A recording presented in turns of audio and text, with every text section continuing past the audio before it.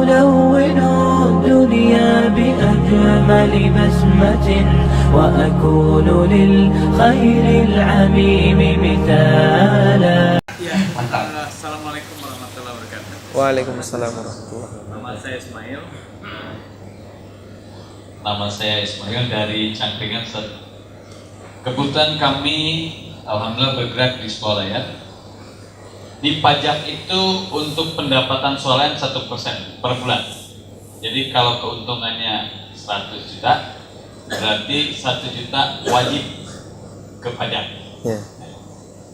Tadi Ustadz menyampaikan kalau tidak disampaikan seutuhnya, karena ini bukan akad jual beli ya. Jadi bagian dari permintaan undang-undang pajak.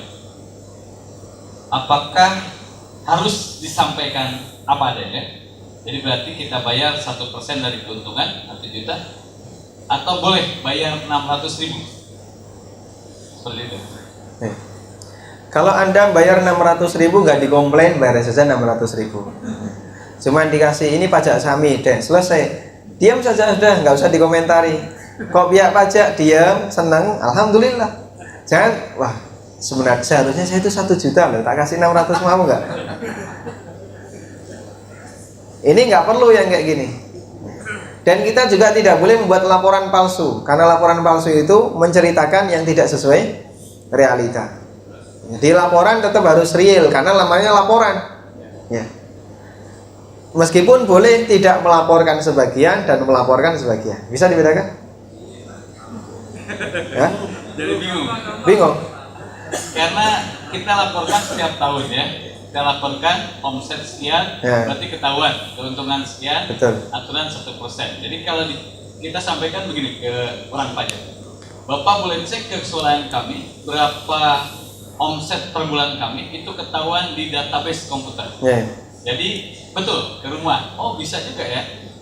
Jadi dicek, kita aturkan apa adanya sampai hari ini. Jadi Ya. 1% kita sampaikan, karena kita tidak ingin menyampaikan bahwa di struknya itu 100, tapi ke pajaknya kok jadi 0,5%, ada selisih. Ya. Nah, gitu. Tapi sebagian ada yang mengajarkan dilaporkan pendapatannya turun, berarti keuntungan turun, sehingga pembayaran pajak turun. Nah ini saya masih bertentangan dengan jiwa. Baik, kalau yang kedua ini jelas tidak jujur. Maksud saya begini, kalau paham teori dan ngerti prakteknya, insya Allah bisa menyelamatkan ya. Ketika ada orang melakukan transaksi, apakah semua harus kita catat? Mencatat transaksi hukumnya wajib atau tidak? Ya, apalagi transaksi yang tunai. Soalnya kan transaksi tunai ya. Yang Allah perintahkan, ya ayyuhalladzina amanu idza tadayantum bidainin ila ajalin faktubu. Wahai orang yang beriman, kalau kamu saling utang-utang sampai batas waktu tertentu silakan dicatat. Transaksi-transaksi nggak tunai dicatat. Kalau transaksi yang tunai nggak dicatat nggak jadi masalah. Sehingga dalam sebuah swalayan misalnya, bagaimana caranya? Ini kok jadi triks untuk nipu ya? Bukan untuk menipu Pak, tapi kita mencari celah bagaimana untuk menghindari kezaliman ya. Bagaimana caranya? Ya, ada sebagian transaksi yang Anda catat dan ada sebagian transaksi yang tidak Anda catat. Misalnya gimana Pak? Untuk transaksi dari jam sekian sampai jam sekian kasir tutup pakai manual. Itu kan tidak tercatat ya. Dan itu tidak dilaporkan. Sah-sah saja, kita tidak bohong. Tapi kalau ini seharusnya harganya sekian, Anda turunkan atau buat laporan yang berbeda, ini menceritakan sesuatu tidak sesuai realita. Bisa dipahami insya Allah. Kenapa seperti ini harus diperbolehkan untuk kita siasati? Karena hukum asal pajak itu zalim. Hukum asal pajak adalah kezaliman. Nabi SAW pernah mengatakan, la yadkhulul jannata sahibu maqsid. Tidak akan masuk surga orang yang narik pajak. Itu kan berat sekali. Kenapa? Karena dia mendolimi. Sampai Rasulullah SAW ketika beliau merajam wanita Gomitiyah, barangkali Bapak Ibu sudah mendapatkan ceritanya. Ada wanita hamil lapor kepada Nabi SAW, ya Rasulullah, ini hasil zina. Tegakkan had untuk saya. Rajam saya. Dan Nabi SAW meminta pulang dulu sampai kamu melahirkan. Setelah melahirkan, bayinya dibawa ke hadapan Nabi SAW. Ya Rasulullah, saya sudah melahirkan. Silakan rajam saya. Nabi SAW minta pulang dulu. Ini punya hak terhadap kamu sampai kamu sape. Pulang dia. Sampai 2 tahun bayi ini bisa disape, dibawa oleh wanita ini ke hadapan Nabi SAW. Ya Rasulullah, coba lihat, dia sudah bisa makan roti. Berarti sudah nggak butuh ASI saya. Barulah Nabi SAW merajamnya. Berarti wanita ini gimana, Pak? Jujurnya luar biasa.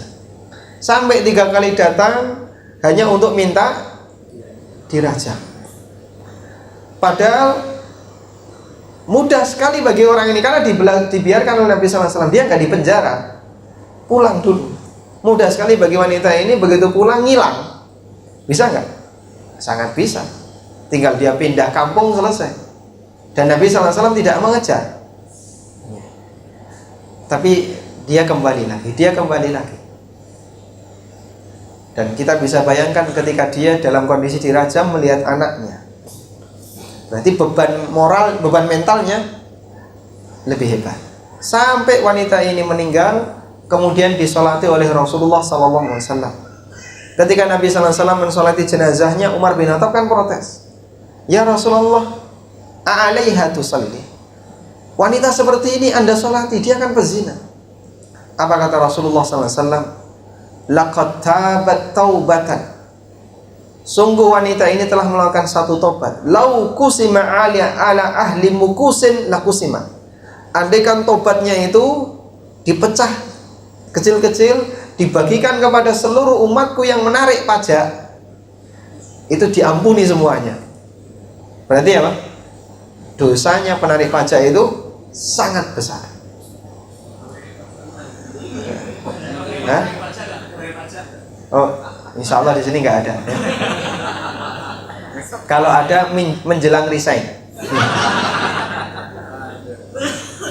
وَلْتَكُنْ مِنْكُمْ أُمَّةٌ يَدْعُونَ إِلَى الْخَيْرِ وَيَأْمُرُونَ بِالْمَعْرُوفِ وَيَنْهَوْنَ عَنِ الْمُنْكَرِ وَأُولَئِكَ